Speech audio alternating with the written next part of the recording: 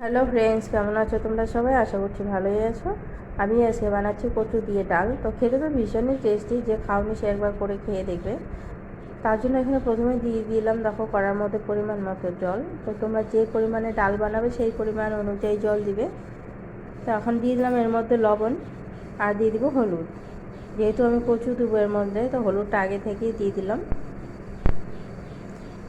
এখন দিয়ে দিব কয়েকটা চেরা কাঁচা লঙ্কা আর কচু। তো চেরা কাঁচা লঙ্কাগুলো আগে দিয়ে দিলাম, আর তো কচুগুলোও দিয়ে দিলাম। তো কচুগুলো দেখো এরকম পাতলা পাতলা পিস করে আমি সুন্দর করে কেটে নিয়েছি। এখন কিছুক্ষণ বয়েল করতে দিব। কিছুক্ষণ ফুটে উঠলে আমি মাসকলাইয়ের ডাল দিয়ে এখানে বানাবো। তো মাসকলাইয়ের ডালটা আমি আগে থেকে সেদ্ধ করে ভেজে আমি মিক্সিতে গুঁড়া করে নিয়েছি, এতে করে খুব সহজে রান্নাটা হয়ে যাবে। তা এই পর্যায়ে আমি দিয়ে দিচ্ছি ঝোলটা একটু ফুটে ওঠার পর। এতে করে যে ডালের দানাগুলো আছে সেগুলো একটু সেদ্ধ হয়ে যাবে, আর কচুটাও কিন্তু সুন্দর সফট আর সেদ্ধ হয়ে যাবে।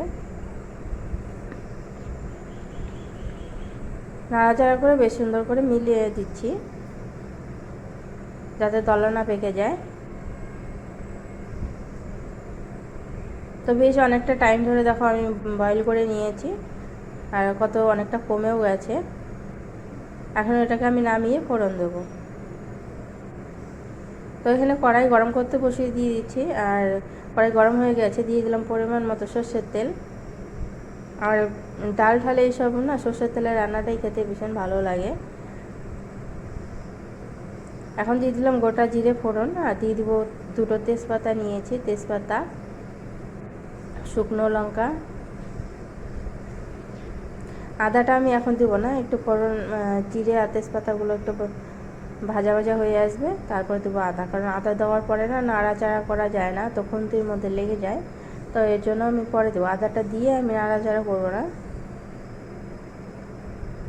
আদাটা একটু ভাজা ভাজা হওয়া পর্যন্ত অপেক্ষা করবো। যেহেতু ডালের মধ্যে আগে থেকে লবণ আর হলুদ দিয়েছিলাম, তো এখন আর দিব না। তো কিন্তু লবণটা তোমরা স্বাদ অনুযায়ী দিবে। আর সামান্য পরিমাণ চিনি আমি এর মধ্যে দিয়ে দিয়েছি। আদাগুলো প্রায় ভাজা ভাজা হয়ে এসছে, এখন দিয়ে দিচ্ছি ডালগুলো। ডালগুলো দিয়ে আরও কিছুক্ষণ আমি ফুটিয়ে নেব। তো দেখো কি সুন্দর হয়ে গেছে। আর কচুগুলো যে দিয়েছি, কচুগুলো একদম গলে ক্ষীর হয়ে গেছে, কিন্তু খাওয়ার সময় খুবই ভালো লাগে, আর খেতেও ভীষণ টেস্টি।